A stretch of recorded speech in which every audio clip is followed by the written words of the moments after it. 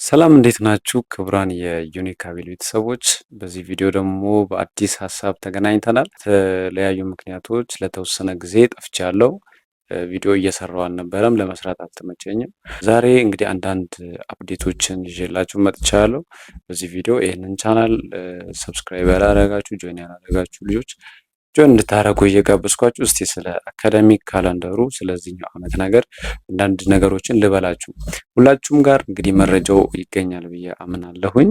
የዚህ ዓመት ከምርጫ ጋር በተያያዘ ከብዙ ነገር ጋር በተያያዘ ናሽናል ኤግዛሞች እንዴት እንደሚሆኑ መረጃው በእጃችሁ እንደሚገኘው ግልጽ ነው። ወይም ደግሞ እነዛን መረጃዎች ያላገኘ ሰው አለ ብዬ አላምንም። እና ግን ከዛ ጋር በተያያዘ ዝግጅታችሁ ምን መሆን አለበት፣ እንዴት መዘጋጀት እንዳለባችሁ በዚህ ቪዲዮ በደንብ ቲፕ ሰጣችኋለሁኝ ማለት ነው። ቴሌግራም ቻናላችንም አለን። እዛ ኮሚኒቲ ላይ ገብታችሁ ደግሞ የራሳችሁን ሀሳብ እዛ ላይ ሼር ማድረግ ትችላላችሁ። ያንን ዲስክሪፕሽን ላይ ማስቀምጥላችኋለሁ የቴሌግራማችንን።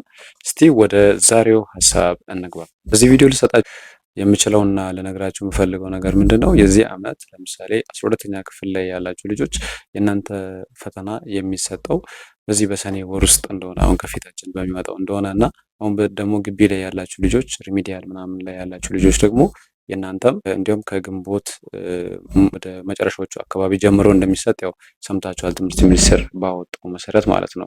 ሶ ሁለቱ እንግዲህ ትልልቅ ፈተናዎች ናቸው ወደ ዩኒቨርሲቲ ጆይን የምታደርጉበት። ሪሚዲያል ላይም ያላችሁ አክቹዋሊ የእናንተ የዩኒቨርሲቲ ተማሪ መሆናችሁ የሚረጋገጠው ይሄኛውን ፈተና ስታልፉ ነው። ስለዚህ ይህን ፈተና ለማለፍ አሁን በቀረችው ጊዜ በቀረችው ባላችሁ የዝግጅት ጊዜ ላይ ማድረግ ያለባችሁ ነገር ሁሉም ነገር የሚነበብበት ጊዜ አይደለም።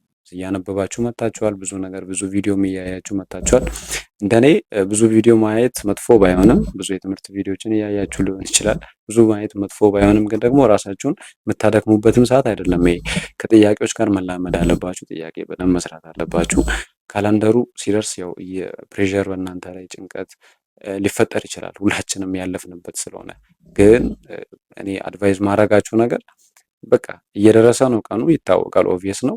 ግን ደግሞ ከጥያቄ ጋር በደንብ አንዳንድ ልጆች በጣም ማንበቡ ላይ ትኩረት ያደረጉና ጥያቄ ላይ ትንሽ እየሰነፉ ይመጣሉ።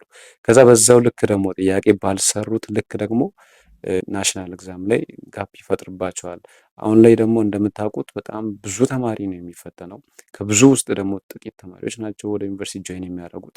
ትምህርት ሚኒስቴር ከኩረጃ የጸዳ ነገር ለመስራት እንዲሁም በዚህ ዓመት እንደሰማችሁት ከሆነ ሙሉ በሙሉ በኦንላይን ለማድረግ ሀሳብ አለው። ሶ እነዚህን ነገሮች ኦቨርካም ለማድረግ የግዴታ ማድረግ ያለባቸው ነገር ከጥያቄ ጋር በደንብ መለማመድ ነው። ሶ የት ነው የምትለማመዱት? ጥያቄ የኢንትራንስ ጥያቄዎችን ኦንላይን ላይ ቢሆን እንዴት ይመጣሉ የሚለውን ነገር የት እንዴት እንደምትለማመዱ። አንዳንድ ሰው ኦንላይን ላይ ተፈትኖ የማያውቅ ሰው ሊኖር ይችላል።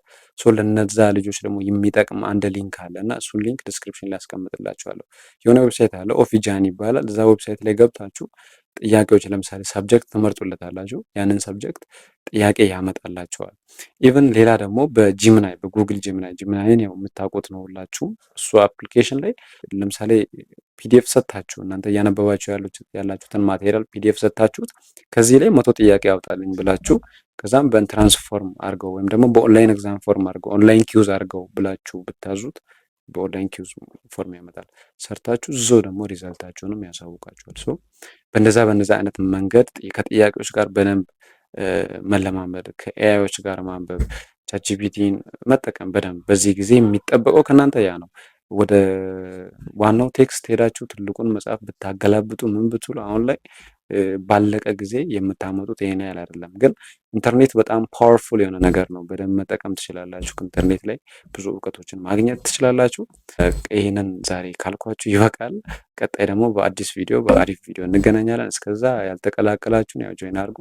ታንክ ዩ ቬሪ ማች